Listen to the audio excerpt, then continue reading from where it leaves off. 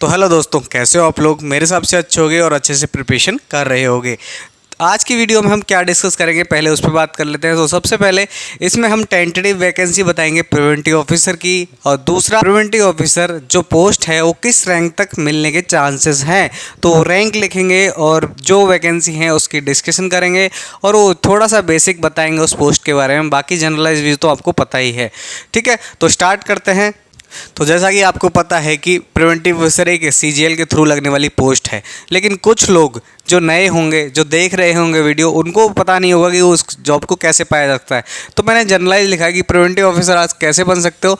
तो सीजीएल एक एग्ज़ाम होती है, उसके थ्रू आप ये पोस्ट पा सकते हो। ठीक है, और इस पोस्ट में क्या क्या है, तो ये पोस्ट जो है ग्रेड पे क्या है इसकी, तो बेसिक थोड़ी सी बात करेंगे, ज़्यादा डीप में नहीं जाएंगे। तो ये जो पोस्ट है वो 4600 ग्रेड पे की है। इसकी जो बेसिक होती है वो होती है 44,900। ठीक है, ये इसकी बेसिक होती है। बाकी डीप स्टडी मैंने की हुई है वीडियो में, लिंक आपको डिस्क्रिप्शन में मिल जाएगा पूरी वीडियो की, क्या पोस्ट है क्या क्या होता है। इसके अलावा दूसरा ये कह रहा है ग्रुप ए पोस्ट है, ग्रुप बी पोस्ट है, तो ये ग्रुप बी पोस्ट है। और तीसरा जो क्वेश्चन है वो है गजेटेड ऑफिसर है या नॉन गजेटेड ऑफिसर है, तो ये नॉन गजेटेड ऑफिसर पोस्ट है। ठीक है, अगली स्लाइड में चलते हैं। तो अगली स्लाइड ये है कि प्रिवेंटिव ऑफिसर की पोस्टिंग कहाँ कहाँ होती है। तो प्रिवेंटिव ऑफिसर की पोस्टिंग जो होती है आप जान सकते हो। नॉर्थ से चलते हैं, ऊपर से नीचे आते हैं, उसके हिसाब बात करेंगे। तो सबसे पहले जो पोस्टिंग होती है उसकी मुंबई में होती है, मुंबई। ठीक है, मुंबई में पोस्टिंग होती है। उसके अलावा गोवा में पोस्टिंग होती है, दो हो गया। इसके अलावा तीसरा वाइजैग, जिसे विशाखापट्टनम भी बोलते हैं। चौथा कोलकाता। पांचवा त्रिवेंद्रम, त्रिवेंद्रम। और लास्ट चेन्नई।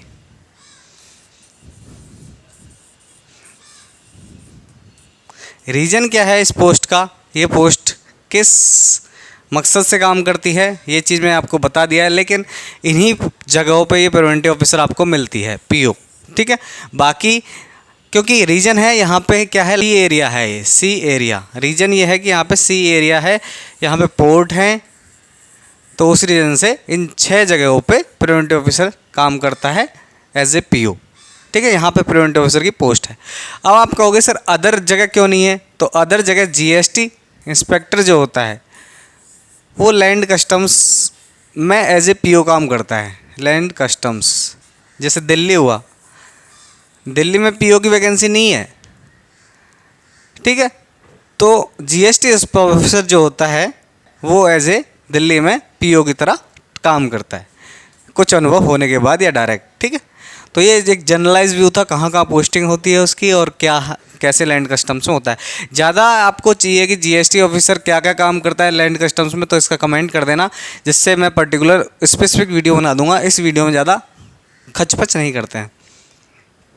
अगली स्लाइड है कि जो रैंक है वो क्या क्या मायने रखती है, किस किस फैक्टर से इफेक्ट होती है। तो देखो, नंबर ऑफ़ वैकेंसियाँ जो है पर्टिकुलर जोन की, ये सबसे बड़ी मेजर फैक्टर है कि पर्टिकुलर जोन में कितनी वैकेंसियाँ हैं। क्योंकि कई बार ऐसा आता है कि मुंबई में 0 वैकेंसियाँ हैं, चेन्नई में हैं सारी।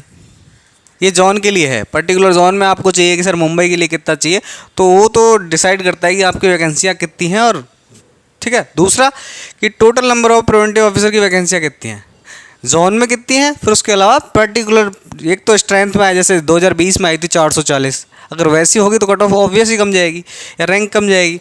इसके अलावा ये देखिए total vacancy of CGL post MA like ITI, मतलब ये भी एक इम्पैक्ट करता है। जैसे 2022 में 35-36 हज़ार वैकेंसी थी, तो रैंक काफ़ी हाई गई, 20,000 समथिंग भी गई। ठीक है, अब यहाँ पे कह रहा है कि क्रेज़ ऑफ सिनेरियो, ये भी मैटर करता है कि क्रेज़ क्या चल रहा है। जैसे एक हाइप क्रिएट हो जाता है हर पोस्ट का, जैसे कुछ टाइम पहले इनकम टैक्स का चला था, फिर इनकम टैक्स पे क्या हुआ, ट्रांसफ़र बैन हो गए और फेसलेस आ गया, तो ये ख़त्म हो गया। जीएसटी का चला था, तो जीएसटी में भी एक चला, जीएसटी में भी एक आया, जीएसटी खुद आया, मतलब एक्साइज था इसका नाम पहले, तो एक्साइज में जीएसटी रिफॉर्म आया, तो ये ख़त्म हो गया। अब पीओ है, ईओ था, ईओ का था एक टाइम ईओ एग्जामिनर, तो एग्जामिनर में फिर से क्या आया, फेसलेस असेसमेंट आया तो ये ख़त्म हो गया। अब पीओ चल रहा है, लेकिन पीओ में भी टाइम टू टाइम कुछ ना कुछ रिफॉर्म आते रहते हैं, वो भी आपको पता चले गए होंगे। ठीक है, आप वीडियो के नीचे कमेंट कर देना, इससे मैं इस पर ब्रॉड वीडियो बना सकूँ कि पीओ पे क्या क्या इम्पैक्ट पड़ने वाला है या फिर इन फ्यूचर होगा। ठीक है, तो ये सारे रीजन्स थे। इन रीजनों की वजह से जो रैंक है अपनी अप डाउन होती है। ठीक है, अब ये देखिए, ये वैकेंसी का ट्रेंड है कि वैकेंसी 21 से 23 तक कैसी थी और एक 2024 में कितनी एक्सपेक्टेड हैं, उसका एक ग्राफ है। ठीक है, तो 2021 में वैकेंसी सबसे कम थी, 165 करीब थी। ठीक है, यहाँ पे ऐसा था कि शायद चेन्नई ने रिपोर्ट नहीं किया होगा या फिर कोलकाता में तो थी ही नहीं वैकेंसी, या कोलकाता में कई टाइम से रुकी पड़ी थी। रीज़न क्या था, वहाँ पे एक केस मैटर चल रहा था, एक केस चल रहा था प्रमोशन को लेके। ठीक है, प्रमोशन को लेके केस चल रहा है, लेकिन यहाँ पे सब कोलकाता में जो आपकी हैं वो सबसे स्लो प्रमोशन है अभी के टाइम पे।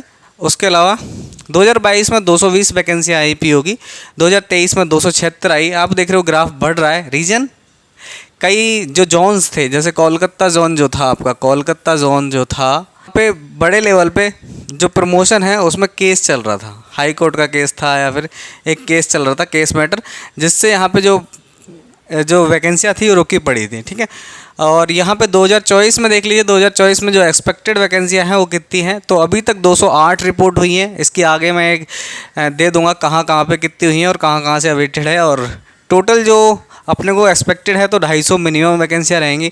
300 जा सकती हैं, 300 पार भी, अगर किसी जोन ने ज़्यादा कर दिया तो 300 भी जा सकती है, लेकिन 250 से 300 की एक रेंज रहेगी, इतनी पीयू की वैकेंसियाँ रिपोर्ट होंगी। ठीक है, अगला स्लाइड देखते हैं। तो ये आ गई रैंक। अगली स्लाइड में हम बात करेंगे कि कहाँ कहाँ किस जोन में कितनी कितनी वैकेंसियाँ आने की संभावना है। फिलहाल बात कर लेते हैं रैंक प्रिवेंटिव ऑफिसर लोकेशन लेना है आपको कि पीओ बनने के लिए मुझे रैंक कितनी चाहिए। अब ठीक है, देखो रैंक मायने रखती है, आपको रैंक पता चलना होना चाहिए कि कितनी रैंक तक चाहिए। ठीक है, क्योंकि मार्क्स तो वेरी कर जाते हैं कभी कभी, लेकिन रैंक वेरी नहीं करती। तो सबसे पहले ये देखिए, जनरल कैंडिडेट के अगर आप हो, जनरल कैंडिडेट का आपको 1000 से कम, 1000 से कम आपकी रैंक आनी चाहिए। ठीक है, अब आप कह रहे हो कि सर इस पर मुंबई मिल जाएगा। हाँ, मुंबई मिल सकता है अगर मुंबई में वैकेंसी हुई आपकी। ठीक है, इसमें थोड़ा ही वेरी करता है, जैसे मैंने लिखा 970 से 1000, तो इसी के बीच आपकी पीओ पूरी ख़त्म हो जाएगी। इतनी जीएसटी की तरह वाइड वैकेंसियाँ नहीं आती पीओ में, तो यहाँ पे ख़त्म हो जाएंगी, 970 1000 के आसपास ख़त्म हो जाएंगी। ओबीसी का जो लिखा है वो 2000 के आसपास ख़त्म होती हैं। 2000 इन द सेंस मुंबई मिल जाएगा आपको, अगर थोड़ा वेरिएशन कंपटीशन रहा, वैकेंसी थोड़ी अच्छी आई तो ये 2100 तक जाने की संभावना है। 2100 के बीच में, 2000-2100 के बीच में आपको पोस्ट मिल जाएगी। डिसाइड करता है मुंबई कहाँ, कौन सी कैसी प्रेफरेंस है उस टाइम पर, कितनी वैकेंसी आई है मुंबई में, तो उस हिसाब से आपको मिल जाएगा। EWS में आपका 2100 प्लस जो रैंक है वो होनी चाहिए। ठीक है, आपको मुंबई से लेके साउथ तक जितनी भी पूरा क्लब बताया मैंने, पूरा एक बंच लिया है, तो ये मिनिमम है, इतनी रैंक तो आपकी होनी चाहिए। इसके आसपास अच्छी होगी, देखो इतना हो जाएगा तो अच्छा है, इससे अच्छी होगी तो और अच्छा है। ठीक है, जैसे SC कैंडिडेट की 4500 प्लस रैंक होनी चाहिए। ठीक है, और ST कैंडिडेट हो तो 5200 के पार आपकी अगर रैंक होगी तो भी आपको मिल जाएगा। ठीक है, अब आप कहोगे सर CGL 2022 में तो अलग अलग मिली हैं, तो CGL 2022 का जो वैकेंसी का डाटा था वो 35,000 से प्लस था, तो वहाँ पे 20,000, 12,000, 2,000, 4,000, मतलब ऐसे, जैसे जनरल कैंडिडेट को भी वैकेंसी मतलब वहाँ काफ़ी लेट जाके मिली है, मतलब यहाँ पे मिली है तो वो 5200, 4,000 पे जाके मिली है। तो वो चीज़ें छोड़ दीजिए आप, वैकेंसियाँ अब लिमिटेड आएंगी, 10 से 15 के बीच मैक्स पहुँचेंगी, या 10,000 ही पहुँच जाएँ, जैसे 2017 में थी, 2018 में आई थिंक उतनी थी, 2019 में उतनी थी। तो जो 8 से 12 की रेंज जो रहती है वैकेंसी होगी, उतनी ही वैकेंसी आ जाएंगी 8 से 12, तो उसका सिनेरियो है ये। कहीं से अनएक्सपेक्टेड वैकेंसी आपके आ जाती हैं तो सिनेरियो चेंज हो जाएगा, तो इसका ध्यान रखना कि रैंक कितना है। अब आप कहोगे सर मार्क्स कितने हैं, तो मार्क्स का अभी मैंने नहीं किया है, आप कहोगे तो मार्क्स का भी एक वीडियो ले आएंगे, तो आप कमेंट कर देना जो भी आपका इशू है। ठीक है, अगला ये कह रहा है कि कितनी रिपोर्ट होंगी वैकेंसियाँ। ठीक है, और एक्सपेक्टेड वैकेंसियाँ क्या रहेंगी, तो रिपोर्ट हुई हैं, देखो यहाँ पे मुंबई ने अभी रिपोर्ट नहीं करी है वैकेंसियाँ अभी तक। तो मुंबई की जो वैकेंसी है, मुंबई में क्या है कि प्रमोशन हो चुके हैं 2000 19 बैच का प्रमोशन चल रहा है, CGL 2019 का। इसमें से कुछ बंदे बचे हैं, टोटल स्ट्रेंथ जो थी 80 की थी इनकी, 80 में से ओनली 20 बच्चे बचे हैं, 20 कैंडिडेट बचे हैं जिनका प्रमोशन नहीं हुआ है। यहाँ पे मुंबई में जो प्रमोशंस हैं वो नेक टू नेक चल रहे हैं। जनरल, ST, OBC, SC, मुश्किल से 6 मंथ की DPC का फ़र्क रहता है यहाँ पे, और इस 6 मंथ में सारे प्रमोट हो जाते हैं। तो 2019 बैच चल रहा है यहाँ पे, 2019 बैच मुंबई में, ठीक है। और वैकेंसी आने की संभावना इसीलिए है क्योंकि यहाँ प्रमोट हो गए हैं लोग। और इसके बाद गोवा, तो गोवा के भी लोग प्रमोट मुंबई के साथ ही होते हैं। गोवा का मुंबई से क्या लेना देना है, आपको अगर वीडियो चाहिए कि कैसे सर गोवा लेने में फ़ायदा क्या है, तो गोवा लेने के फ़ायदे बताऊंगा मैं आपको। आप कमेंट कर देना उस चीज़ के लिए कि आपका पेरेंट जोन मुंबई ही पड़ता है, इसलिए आपको गोवा लेना ज़्यादा बेटर है और जोनों से, ठीक है। उस पर अगर वीडियो चाहिए तो सेपरेट वीडियो बता देना, वीडियो लंबी हो जाएगी। तो गोवा में भी लोग प्रमोट हुए हैं, यहाँ पे भी अभी वैकेंसी नहीं आई है। तो यहाँ पे 10 के आसपास वैकेंसी आएंगी, 1-1, 2-2 ऐसे कुछ वैकेंसी आएंगी। त्रिवेंद्रम में वैकेंसियाँ ऑलरेडी कम आती है, तो यहाँ 5 के अराउंड वैकेंसियाँ आने की चांसेस हैं। अभी तक रिपोर्ट नहीं हुआ है। चेन्नई और कोलकाता में रिपोर्ट हो गया है, ठीक है। और यहाँ पे एक वाइजैक रह गया है, वाइजैक भी रह गया, तो वाइजैक की रिपोर्ट नहीं हुई है। तो यहाँ पे चेन्नई की रिपोर्ट हुई है, चेन्नई की 117 हुई है, जिसमें UR की 53 है, OBC की 24 है, EWS की 13 है, SC की 21 और ST की 6। तो ये वैकेंसियाँ नोट कर लेना आपको जिस हिसाब से है। और कोलकाता में काफ़ी दिनों बाद वैकेंसियाँ अभी आई हैं, UR की 37 है, OBC की 20, EWS 677, ये वैकेंसियाँ आपकी कोलकाता में आई हैं। तो कोलकाता में अभी वैकेंसियाँ इस साल नहीं तो अगले साल फिर से आएंगी, क्योंकि वहाँ प्रमोशन होने जा रहा है। तो अगर चेन्नई का भी आपको, चेन्नई और कोलकाता का प्रमोशन के बारे में जानना है, तो प्रमोशन का मैं बता देता हूँ आपको।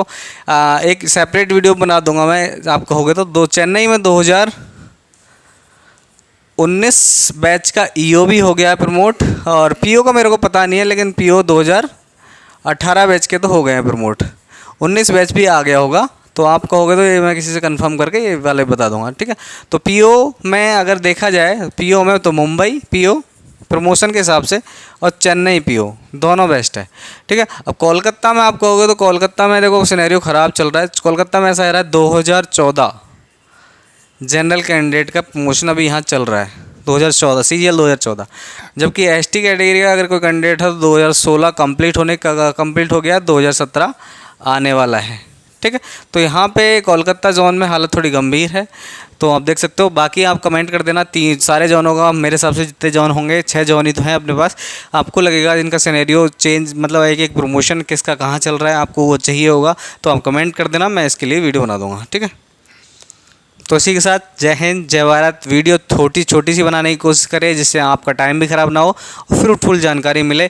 अगर आपको किसी पोस्ट की जानकारी चाहिए, GST की रैंक किस रैंक तक चाहिए, PO कितने मार्क्स तक चाहिए, तो आप कमेंट कर देना। जो भी CGL, CPO 10+2, इवन SI जो है अपना रेलवे का और कांस्टेबल है, उनके रिगार्डिंग में आप कमेंट कर सकते हो। आपका जो भी एरिया रहेगा आप नॉन टैक्स से रिलेटेड कमेंट कर दीजिएगा।